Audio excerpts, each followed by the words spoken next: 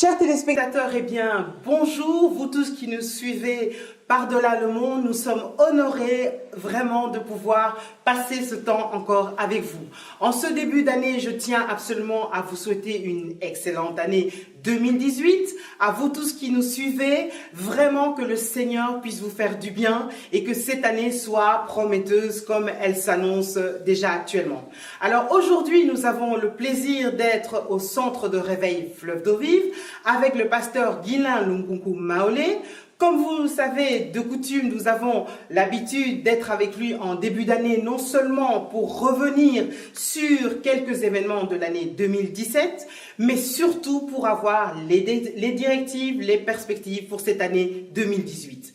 Alors, le centre de réveil Fleuve d'eau vive, vous le savez, est situé à Bruxelles. Vous voyez, à Forêt plus exactement, les coordonnées s'afficher sur votre écran. N'hésitez pas, si vous n'avez pas d'assemblée et que vous êtes en Belgique, à Bruxelles, de venir. Il y a un message qui peut vous faire du bien. Pasteur Guilain, bonjour. Bonjour Julie. Excellente année à vous. Merci beaucoup et que le Tout-Puissant vous propulse dans des dimensions jamais rêvées. Hein. Amen, amen, amen, je reçois cela.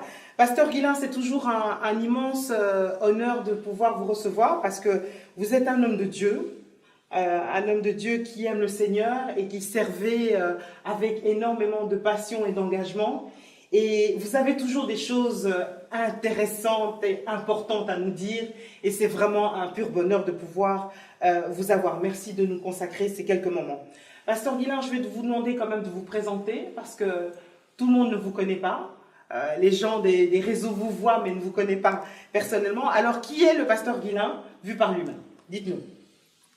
Le pasteur Guilain est serviteur de Jésus-Christ depuis maintenant près de 40 ans parce que les années sont passées. Donc, et nous servons essentiellement les seigneurs en Belgique depuis 1985. Et nous allons aussi ici et là dans notre monde pour encourager le peuple de Dieu, rencontrer d'autres publics, et prêcher l'évangile. C'est ce que nous faisons et c'est ce pourquoi nous vivons. Je suis marié et père de cinq merveilleux enfants, 3 garçons et 2 filles. Et voilà, c'est un bonheur de pouvoir vous entretenir pendant ces quelques minutes. Ok. Alors, pasteur Guilain, avant de rentrer dans le vif du sujet, j'aimerais revenir un peu sur le message que le Seigneur vous a donné, parce que c'est vraiment un message particulier. C'est en tout cas faire sonner la trompette. Depuis de nombreuses années, le Seigneur vous a vraiment donné cet ordre de faire sonner la trompette. Revenez un peu sur ce que vous dites lorsque vous vous adressez au monde, pas seulement au peuple de Dieu, mais au monde. Quel est le message du pasteur Guilain? Je prêche essentiellement Jésus-Christ. Parce que quand nous lisons la Bible,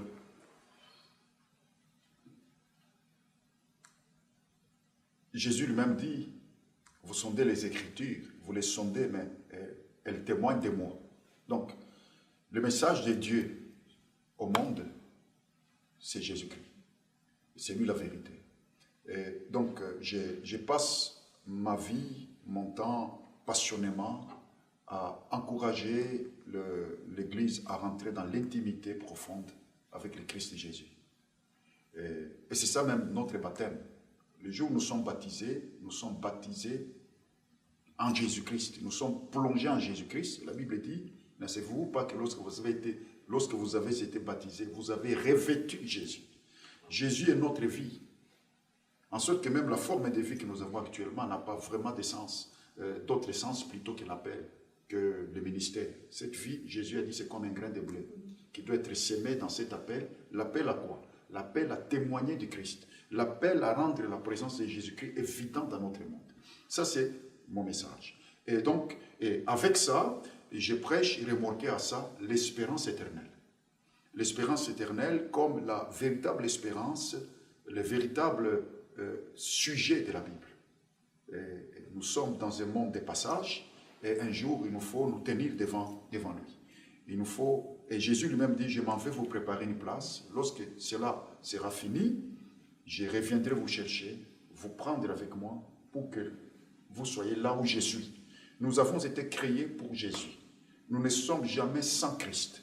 Nous sommes dans le plan de Dieu avec Christ. En sorte que si ce n'était pas pour Jésus, Julie, moi et tous les amis qui sont à la technique ici et les amis qui nous suivent, nous ne serions pas dans ce monde. Nous ne vivons que pour Jésus. Et la parole de Dieu déclare que Dieu nous a appelés, 1 Corinthiens 1,9, à la communion de son Fils. Donc Dieu nous a appelés pour être avec Jésus et Dieu nous a appelés à vivre avec ces désirs d'une concentration imperturbable sur le Christ. Et la Bible dit que c'est de cette concentration que nous recevons notre véritable transformation. Parce que notre transformation n'est rien d'autre. Ce n'est pas avoir des choses, s'encombrer des choses. Notre transformation véritable, c'est être comme lui. Parce qu'il est le modèle sur lequel Dieu nous a créés. La Bible dit, ayant les regards sur lui, nous sommes transformés de gloire en gloire, en son image. C'est plus j'en ai la révélation, plus je le vois comme il est, mieux je deviens comme il est. C'est pourquoi d'ailleurs,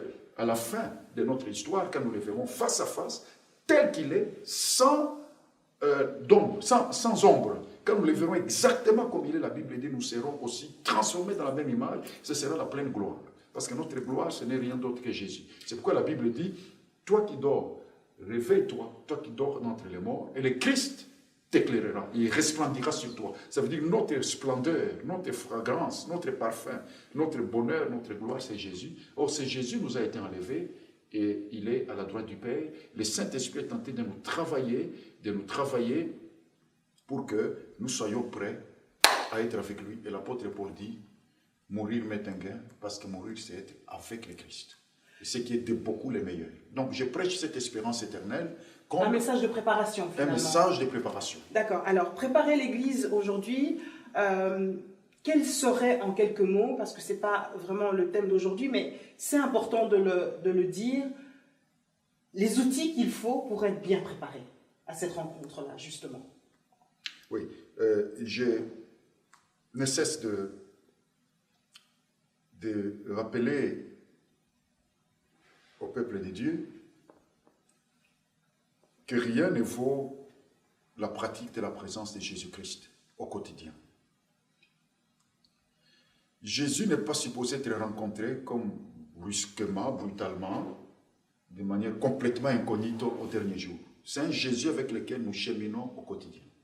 C'est une relation, en fait, qui a commencé comme Enoch marche avec Dieu au jour le jour, et puis un jour, il a enlevé. L'enlèvement n'est pas quelque chose de brutal, quoique c'est phénoménal. C'est un processus. C'est un processus qui a déjà commencé. C'est une marche, c'est un parcours. Nous sommes engagés dans ce parcours avec Jésus. Donc, la première clé, c'est la pratique de cette présence de Jésus au quotidien. C'est un Jésus que je dois rencontrer chaque jour. C'est un Jésus avec qui je dois vivre. C'est un Jésus avec qui je dois être en échange, en partenariat, en association. C'est ça la communion. La communion, c'est faire équipe avec lui au quotidien. Le fait de vivre avec lui, sa maximisation, c'est la maximisation. En fait, l'éternité avec Jésus n'est que l'apogée. L'apogée de cette intimité dans laquelle nous sommes investis tout au long de notre vie. Ça, c'est la clé principale de la préparation. Mais évidemment, cette présence de Jésus devient exigeante. Elle a ses règles, elle a ses critères. Là, parce que Jésus nous vient toujours revêtu de son évangile. Je veux dire, il nous vient avec son caractère, avec sa personnalité. C'est ce caractère-là et sa personnalité qui devient la justice que nous devons atteindre dans notre façon de vivre. Nous devons pratiquer cette justice-là. Et lui ressembler à Christ est notre véritable vie.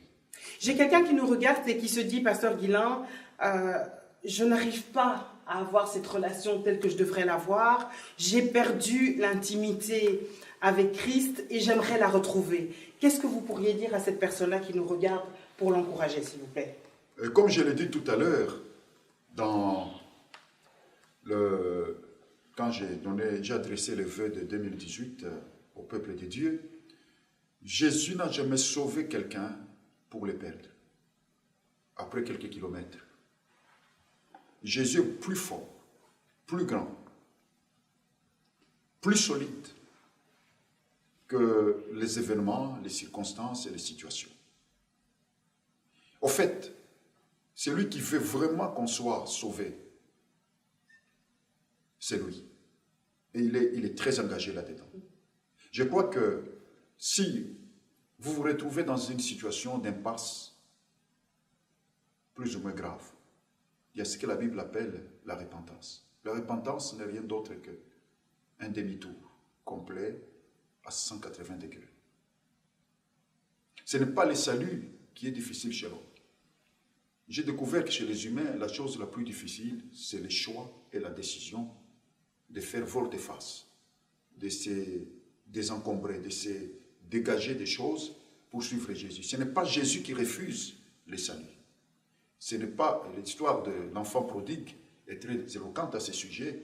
Et cet enfant pensait qu'il avait déjà tout perdu, mais quand il est revenu à la maison, il s'est rendu compte que le père ne faisait que l'attendre.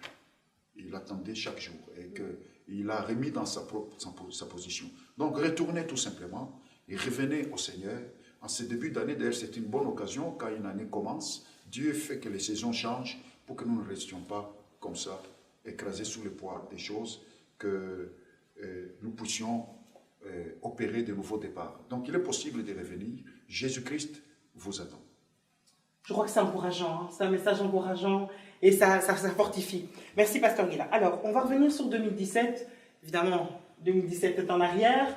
On ne va pas trop y revenir dessus. Ce qui est important, c'est ce qui est en avant. Mais tout de même, quel est votre bilan en cette époque où il est important de faire un bilan sur l'année 2017 ? Et puis, on va revenir aussi sur les choses, notamment que vous avez dites, en tout cas que le Seigneur vous a dit de dire en 2017. Votre bilan par rapport à l'année 2017 qui, me semble, a été difficile. Bilan par rapport à... En général, comment avez-vous, quand vous faites la rétro de l'année 2017, qu'est-ce que vous pouvez dire dans les grandes lignes par rapport à cette année-là?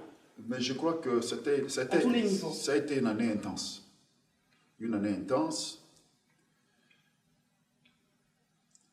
Intense parce que on a été au four et au moulin à la cause du grand roi, ici en Belgique. On a été aussi occupé à servir Dieu dans d'autres missions. On a touché des serviteurs de Dieu, hein, d'ailleurs. On leur a apporté ce message de l'espérance éternelle par centaines. Ils en ont été très édifiés et nous avons visité quelques endroits du monde où nous avons encouragé des chrétiens. Et je crois que c'était difficile du point de vue de la charge du travail, mais c'était en même temps hyper encourageant comme année. Hyper encourageant parce que j'ai le sentiment que beaucoup d'êtres humains ont progressé dans une authentique transformation. Que Jésus-Christ s'était occupé vraiment au travers de ce travail qu'il nous a donné à transformer sérieusement les vies humaines. C'est mon sentiment, en tout cas, quand nous finissons l'an 2017, que ça aurait été une année non seulement où nous avons été investis à servir le Seigneur, mais ça aurait été aussi une année où nous avons expérimenté cette proximité de Jésus, cette présence de Jésus, et nous avons été enrichis au sens de l'épanouissement en lui, mais aussi au sens de l'équipement, comme s'il nous a équipés pour les temps dans lesquels nous entrons. Vous terminez l'année avec 21 jours de jeûne et prière, comme chaque année. Revenons un peu sur ce temps de jeûne et prière, s'il vous plaît, qui était assez profond également. En quelques lignes, qu'est-ce que vous retenez de ce que le Seigneur a voulu dire à son peuple à cette période-là, donc en fin d'année, pendant ce temps de jeûne et prière? Le Seigneur a voulu dire à son peuple que là où nous allions, ça veut dire dans l'an 2018, il nous attendait. Il était là, et que il ferait des exploits avec son peuple dans cette année. Il a voulu nous dire que rien ne nous empêchera, que lui, il empêchera à l'empêchement de nous empêcher, et que tout ce qu'il nous faut, c'est nous tenir près de lui. Donc nous vivons dans un temps de beaucoup d'obstacles, de beaucoup de turbulences, mais Jésus-Christ nous a vraiment promis que rien ne réussira à nous empêcher. Ni la vie, ni la mort, ni les circonstances, ni le temps, parce qu'il est plus fort que cela. Et Jésus-Christ nous a aussi encouragés à ne pas chercher à maîtriser les choses pour avancer, parce qu'il nous a promis qu'il mettrait un chemin dans la solitude. Et dans ces temps d'encombrement, dans ces temps difficiles, il y a un chemin qui n'est pas logique, que Jésus-Christ met devant son peuple. Il est la porte de son peuple. Donc, dans cette fin d'année, aussi en même temps, cet appel qui a été très vibrant de la part de Jésus, c'est que nous tenions là où il est. Nous nous tenions là où il est, parce que c'est cette présence de Christ qui va faire tout le reste. C'est important parce que Guilain, quand je parlais de difficultés tout à l'heure par rapport à l'année 2017, c'est par rapport aux événements, le cours des événements, le monde devient de plus difficile à vivre. Les circonstances, les situations, énormément de décès, énormément de pertes, énormément de souffrances, de douleurs. Et je pense que beaucoup de personnes se posent la question de savoir, oui, mais pasteur Guilain, même les chrétiens, même ceux qui ont la foi, mais comment on fait pour tenir malgré tout? Garder l'espérance, garder le sourire, garder la joie, tout simplement. Qu'est-ce que vous pouvez répondre à ça, pasteur Guilain? Garder la joie malgré tout. Garder le sourire malgré tout. Continuer à espérer malgré tout. D'abord, je vais dire à tous les amis que la joie dans l'évangile et dans l'expérience chrétienne n'est pas une utopie. Elle est parfaitement possible et elle est une affaire très puissante. Donc nous pouvons vraiment expérimenter la joie du Seigneur, même en pleurant. Parce que la joie est fruit du Saint-Esprit dans la Bible. Donc ça c'est la première chose. Et la deuxième chose, c'est que je voudrais dire à tous les amis que Jésus a vaincu ce monde de douleurs. Il a pris ce monde de douleurs, ce monde de souffrance, il l'a amené à Golgotha, il l'a crucifié. Et la Bible dit, ce monde-là est déjà crucifié pour nous. Ça veut dire qu'il n'a pas de pouvoir parce qu'il est mort. Et nous sommes crucifiés pour ce monde-là. Et donc, il est vraiment possible de vivre une vie joyeuse. Alors, mon conseil, c'est n'attendez pas qu'il n'y ait plus d'obstacles, qu'il n'y ait plus de circonstances difficiles, qu'il n'y ait plus de maladies, qu'il n'y ait plus de souffrances pour être heureux. Parce que nous vivons de la joie du Seigneur sur cette terre. Il nous a promis que nous aurons des tribulations. Ce qui fait que le plus grand appel, Julie, dans ce monde, n'est pas celui de contourner le problème, mais d'être efficace, d'être fort, d'être courageux. Hein? La Bible dit de Jésus-Christ qu'il ne se découragera pas. Mon serviteur ne se découragera pas. Mon serviteur ne se découragera pas. C'est combattre le découragement. Et combattre le découragement, au fait, nous appelle à faire un grand travail de l'âme. Parce que notre âme porte des souvenirs, porte une mémoire, porte des pensées, et puis des douleurs que nous avons. Nous pouvons vivre des choses que nous avons mal gérées, et quand nous ne gérons pas bien les choses, nous avons une âme qui devient malade. Alors à ce moment-là, la moindre chose nous perturbe. Elle ressasse et ça revient. Elle ressasse et puis elle peut s'encombrer. L'âme peut s'encombrer. La Bible dit quelque chose de très puissant concernant Jésus-Christ. Je suis occupé d'ailleurs d'en parler, je pense que je vais en parler le jour qui vient, que Jésus-Christ rassasiera, c'est Ésaïe 53, il rassasiera ses regards à cause du travail de son âme. Jésus vivait avec une âme sur cette terre, mais une âme qui était au travail. Le travail de refuser l'offense. Même quand il était offensé, il refusait que la blessure l'atteigne. Le travail de refuser la haine. Même quand il était attaqué, il faisait face à l'adversité, il pardonnait toujours. Le travail de l'âme fera qu'on vive la paix on vive la joie. Et Jésus a toujours vécu dans cette joie et dans cette paix malgré tout. C'est pourquoi il dit un jour à ses disciples, je vous laisse ma paix. Parce qu'il dormait avec ces gens-là. Il vivait avec eux. Et si il dit, je vous laisse ma paix, et que les disciples avaient constaté qu'il n'avait pas de paix, ça aurait été une terrible contradiction. Tout à fait. Mais quand il dit, je vous laisse ma paix, les disciples avaient compris de quelle paix il parlait. Parce qu'ils avaient vu que cet homme-là était toujours tranquille. Dans la tempête, il dormait. Il faisait sa sieste imperturbable. Et il a toujours dit, pourquoi craignez-vous, homme de peu de foi? Et il était toujours imperturbable. Où avait-il une telle paix? Où puisait-il une telle force, une telle énergie, une telle joie?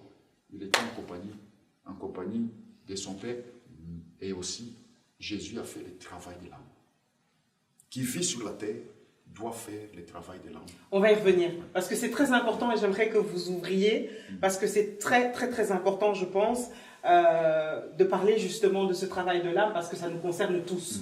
Alors, Pasteur Guilain, on va rapidement revenir à un message, un des messages cruciaux de l'année 2017, qui a été un message qui nous a bouleversés. Briser le cycle du non-aboutissement.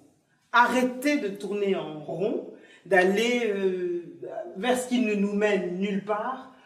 Briser le cycle du non-aboutissement. Alors déjà, j'aimerais vous demander comment ça se fait que vous êtes arrivé à ce message. Briser le cycle du non-aboutissement. Oui. Et peut-être revenir en quelques mots, en quelques minutes, sur ce message-là, s'il vous plaît. Primo, je me suis engagé devant Dieu à ne pas chercher de beaux messages. Parce que il n'est pas question de faire beau, mais plutôt chercher à dire qu'est-ce que Dieu dit. Ce que Dieu dit, c'est ça qui sauve les gens. Donc, je me suis engagé là-dedans parce que le Seigneur me l'a imposé. Il me l'a imposé, et c'est ça la première raison pour laquelle j'ai passé du temps à enseigner là-dessus. D'ailleurs, ce n'est même pas fini, j'ai juste suspendu ça quelque part. Alors, il m'a dit ça, mais la deuxième chose, c'est que j'ai constaté pendant l'expérience, mon expérience de vie chrétienne, qu'il y a beaucoup de choses qui ne fonctionnent pas. Les gens vivent avec souvent des illusions plutôt qu'avec de vraies espérances. Et alors ça tourne, ça entraîne beaucoup de frustration. Et une des choses majeures que j'ai constatées, c'est que beaucoup de personnes, au lieu de faire les chemins, font ce cycle-là malheureux du non-aboutissement. Sans s'en rendre compte parfois même. Sans souvent s'en rendre compte d'ailleurs. Sans souvent s'en rendre compte parce que l'être humain a le vice d'être confortable dans la misère. Et dans ce qui est inconfortable, dans ce qui ne reflète pas la gloire de Dieu. Donc ça veut dire que l'être humain peut être au milieu des asticots, dans la poubelle, et il développe un confort là-dedans. Pourquoi? Au lieu de sortir. Pourquoi? Mais c'est à cause d'un esprit qui est appelé Bélial dans la Bible. Okay. Bélial, c'est un des noms donnés à Satan. Un nom qui signifie vilainie. Un nom qui signifie médiocrité. Un nom qui signifie vaurien, inutilité, incompétence, vanité, perversité. C'est cet esprit qui est l'instigateur de toute la perversion, la saleté qu'il y a dans le monde. Et le péché, l'horreur du mal. Et c'est lui qui est derrière ça. Mais c'est lui aussi qui est derrière une forme d'inutilité. Il fait rendre les gens... Une des significations de ces mots-là en grec, c'est le terme ponero. Ponero, qui signifie le pauvre, le malchanceux. Celui qui n'a pas de chance. Donc le diable, c'est Bélial-là, il veut que les gens, à la fois, vivent des vies bizarres qui sont complètement en contradiction avec la personnalité de Dieu, la justice de Dieu, le caractère de Dieu, mais à la fois, il veut que les gens développent une vie miséreuse, une vie qui ne va nulle part. Et donc, ou de faux bonheur. Le monde est sous cette emprise-là. Le monde est sous, tout justement, c'est ce que la Bible nous dit dans l'Épître aux Romains au chapitre 8 que le monde est sous le pouvoir de la vanité. C'est une puissance spirituelle. Ce qui fait qu'on trouve cette vanité et chez les petits et chez les rois. Et tout le monde est touché par, d'une manière ou d'une autre, par ça, à part les apparences illusoires. Mais la vanité est une puissance qui est en train de gouverner le système du monde actuel. La vanité, la futilité. La futilité. Et Jésus-Christ est venu tout justement nous libérer de cette futilité-là. C'est pourquoi les principes de Jésus sont très hauts. Par exemple, le monde cherche la grandeur. Jésus nous dit, c'est l'humble qui sera élevé. Et il est venu ouvrir les yeux aux aveugles et rendre aveugles ceux qui prétendent voir. Il est venu rendre fort les faibles. Il ouvre une porte à ceux qui ont peu de puissance. Donc Jésus nous donne une logique de vie qui est complètement en contradiction avec les systèmes de la vanité, de la futilité, de la prétention, de l'orgueil, de la présomption et de l'illusion qu'il y a dans le monde. Et Jésus nous conduit à la vérité. Donc ces systèmes-là font en sorte que justement on soit emporté dans ces cycles-là. Alors c'est ces systèmes-là qui génèrent et qui contrôlent ces systèmes du cycle du non-aboutissement, pour que l'être humain soit confiné dans cette étroitesse et dans cette misère, parce que cet esprit-là est ennemi de la gloire de Dieu. Il ne veut pas que l'être humain rentre dans cette gloire de Dieu. Il veut que l'être humain soit absorbé par cette médiocrité, par ces mélanges de la futilité, ces mélanges confus de l'inutilité, de la vanité par rapport à Dieu. Or, et c'est ce que vous êtes en train de nous expliquer pour cette année, on va revenir dans une prochaine émission parce qu'on va vraiment développer également, il faut qu'on soit porteur de fruits. Il faut qu'on ait de l'influence. Alors, on va revenir par rapport à ces cycles de non-aboutissement. Pasteur Guillain, comment briser ces cycles en quelques mots? Évidemment, on ne peut pas revenir sur ce que vous avez dit pendant pratiquement des mois, mais comment sortir de ces ronds-points, de ces endroits où vraiment il n'y a pas de porte de sortie, mais comment sortir de ces endroits-là? Je pense que assez longuement, j'ai parlé de la connaissance des voies du Seigneur. Parce que je partais du récit, du cheminement de cette génération qui est sortie de l'Égypte. La génération des Hébreux sortie de l'Égypte en direction de la terre promise.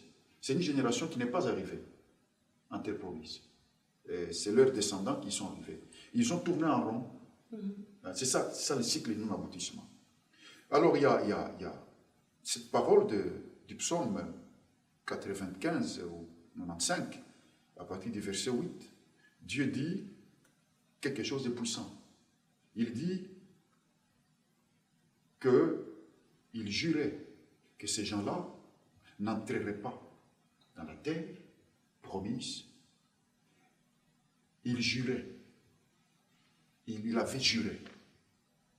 Ça veut dire, première chose, on ne peut pas véritablement briser les cycles de non-aboutissement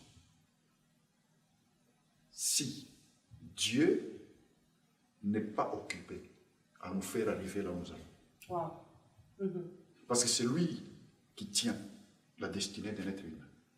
L'être humain peut monter, descendre, il peut même devenir très connu à la télévision, mais il tourne en rond devant Dieu. Parce qu'il y a certaines grandeurs qui ne sont pas nécessairement de la réussite. Nous vivons dans... La futilité a aussi le côté illusion. Ça veut dire que ça peut tromper. C'est pourquoi Jésus dit aux gens de l'église de Laodicée, vous croyez que vous êtes riche alors que vous êtes pauvre. Ça veut dire qu'on peut être pauvre en pensant qu'on est riche. Et vous pensez que vous êtes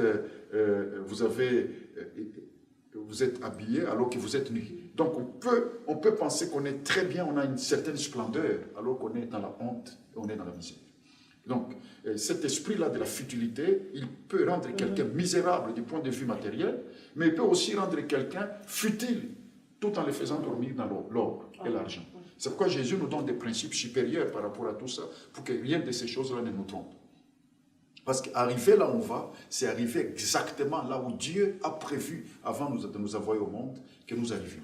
Donc une question de volonté de Dieu d'abord. C'est d'abord une question non seulement de volonté de Dieu, mais de l'engagement de Dieu. Il n'est pas engagé pour un peuple que lui-même a sauvé. Il jure à un moment donné qu'ils n'arriveront pas. Ça signifie que dans ce temps-là, on n'arrive pas par la prétention. Il n'y a que Dieu seul.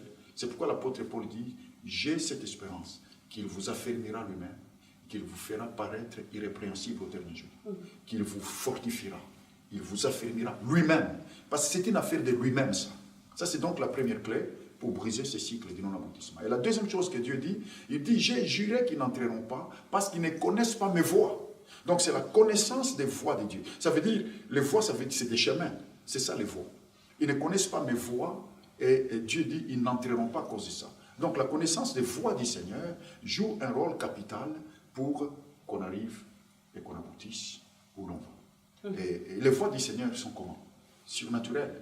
Ce ne sont pas des voies, ce ne sont pas des autoroutes naturelles. C'est-à-dire, je ne peux pas briser le cycle du non-aboutissement si je ne suis pas en train de voyager dans le surnaturel. Ça, c'est la deuxième clé. Donc, le chrétien est supposé avoir une vue surnaturelle dans l'existence. Et les voies du Seigneur, c'est des voies qui ne sont pas logiques. C'est pourquoi Dieu peut te faire traverser là où il y a un mur. Dieu peut te faire avancer là où tout le monde est contre toi. Parce que les voies du Seigneur se moquent de mise en place naturelle. C'est pourquoi Dieu ne s'est pas gêné qu'on soit né là où on est né, que les gens naissent parfois dans... Jésus est né dans une étable, mais il ne devait pas cheminer selon la manière logique des gens, des pensées des hommes, mais selon les voies du Seigneur. Donc on arrive à destination par les voies du Seigneur. C'est un processus, vous l'avez dit également, c'est un processus. Oui, c'est un processus. On n'arrive pas directement. On n'arrive pas là-bas en un jour. C'est un processus. Et dans ce processus-là, les voies du Seigneur sont caractérisées par trois choses. J'en ai parlé longuement. Primo, quand on parle des voies du Seigneur, la première chose à laquelle on pense, c'est son caractère, sa façon d'être. Je ne peux pas aller à destination en contradisant le caractère de Dieu. Je vis d'une façon qui contredit le caractère de Dieu. Je dois lutter toute ma vie et quand ça échoue, je dois pleurer devant lui, crier devant lui, parce que les voies du Seigneur, c'était comme lui. La Bible dit qu'avant qu'Enoch soit enlevé, il avait eu le témoignage qu'il était agréable à Dieu. Donc, les transferts qu'il a eu, les transferts de là où il était, de la dimension où il était vers l'autre dimension, est un transfert qui était accompli par le fait qu'il marchait avec Dieu de manière à ce qu'il soit déclaré agréable à Dieu. Donc ça, c'est une chose importante. Les voies du Seigneur sont donc caractérisées d'abord par ce caractère de Dieu, et c'est pourquoi c'est un processus. Je dois être en train de travailler à être comme Dieu, et en faisant cela, je suis dans les voies du Seigneur, parce que c'est ça les voies du Seigneur. Deuxième caractéristique des voies du Seigneur, c'est la sagesse de Dieu. Je n'arriverai pas là où je vais par ma logique. La Bible dit, les voies du Seigneur ne sont pas comme nos voies. Et la sagesse de Dieu nous dépasse. Ça veut dire, quelle que soit la pourriture du moment où l'on passe, les circonstances qui sont malheureuses, Dieu a la sagesse.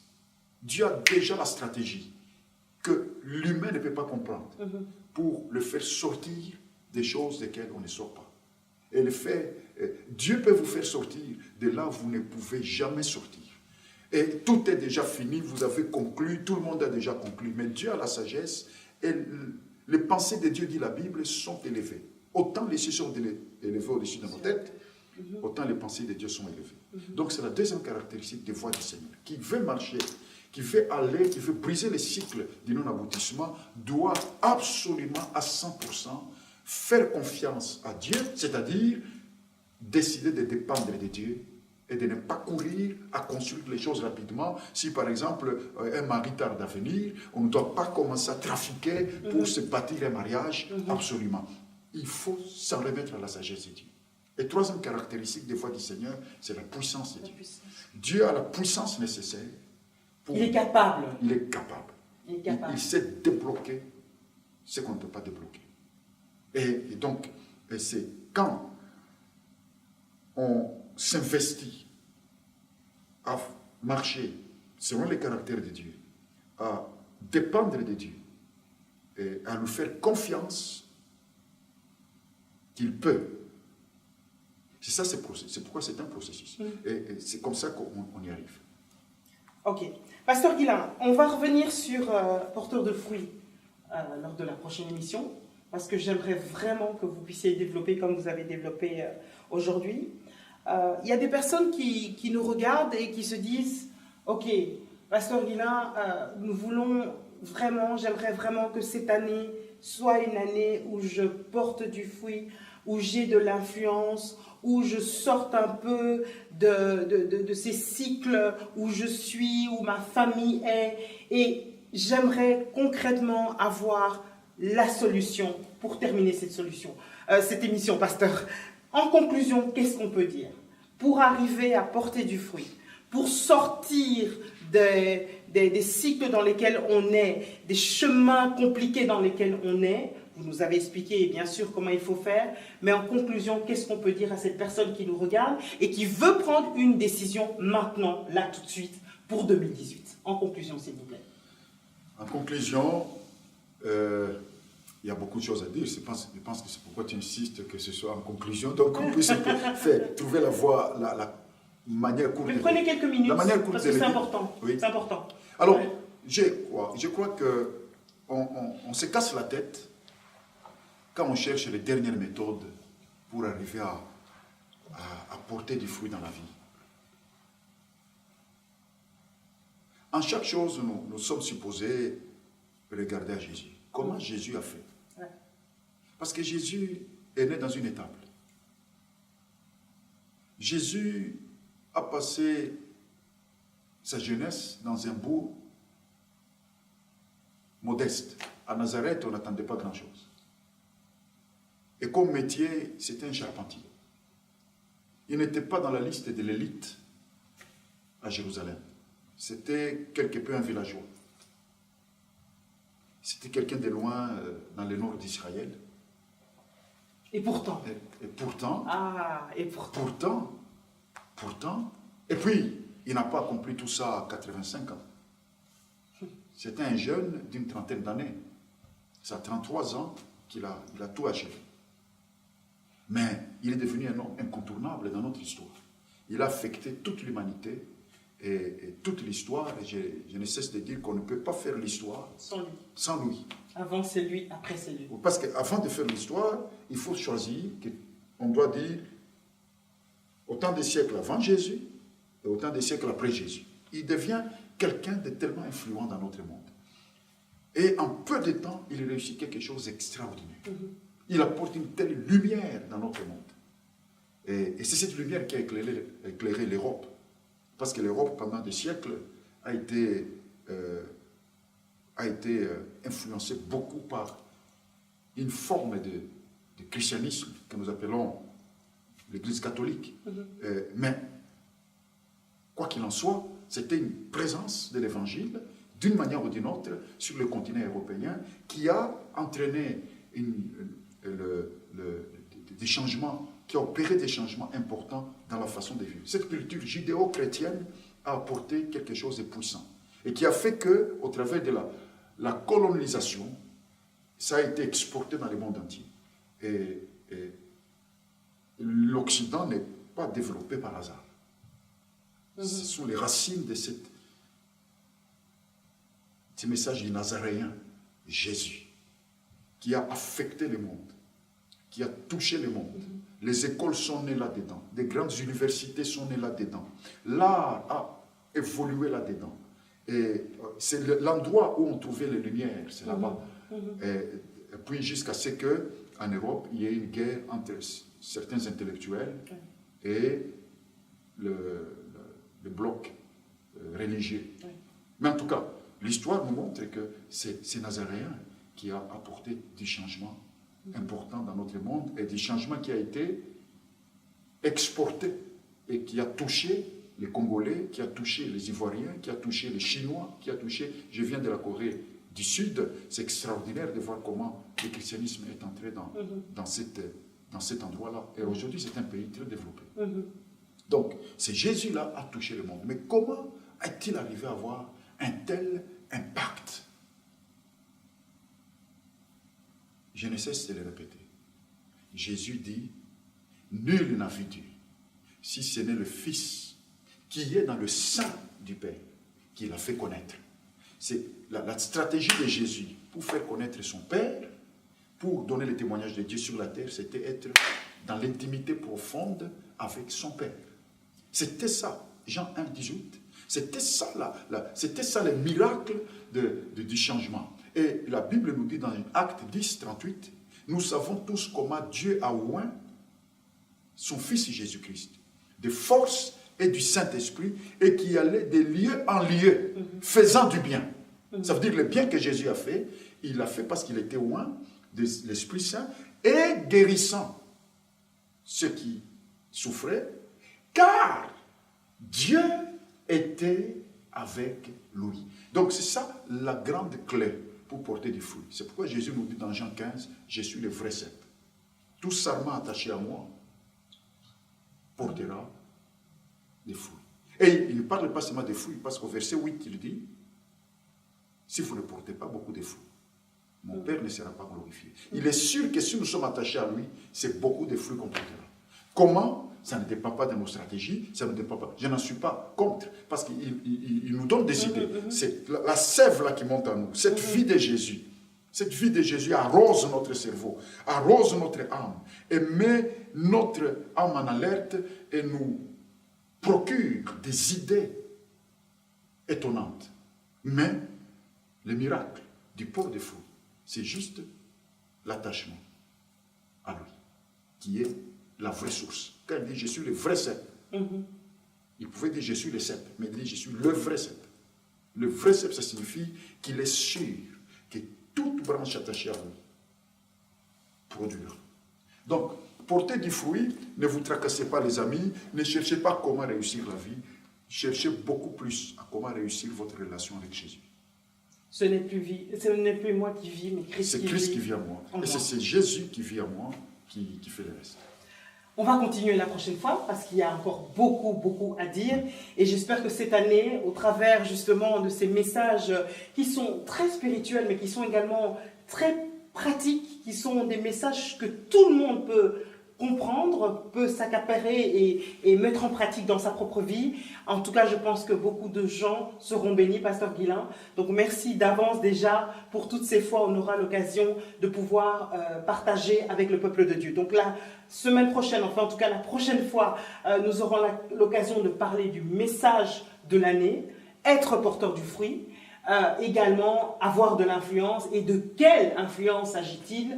Quelle est l'influence que l'Église doit avoir aujourd'hui dans le monde dans lequel nous vivons? Vous êtes d'accord? Magnifique. Ok. Merci beaucoup, Pasteur Guilain. Merci. Et très bon début d'année et une très bonne année à vous et votre famille. Que le meilleur soit à venir pour vous également. Merci beaucoup, Julie.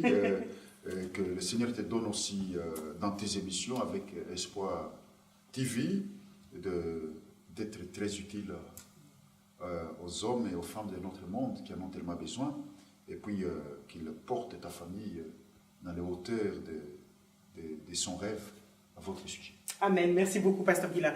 Voilà, merci de nous avoir suivis. Merci à la technique, bien sûr, qui est là, la technique du Centre de Rêve et Fleu de Vie qui nous a accompagnés pendant cette émission. Il faut que nous puissions porter du fruit, mais surtout, il faut que nous soyons dans la présence de Dieu, que nous ayons cette relation et que le Seigneur, au travers de nos vies, puisse resplendir. Que nous soyons cette lumière du monde, que nous soyons le sel de la terre qui donne la saveur au monde. On continue la prochaine fois avec le pasteur Guilain Nkunku. À très bientôt et que Dieu reste notre priorité. Bye bye.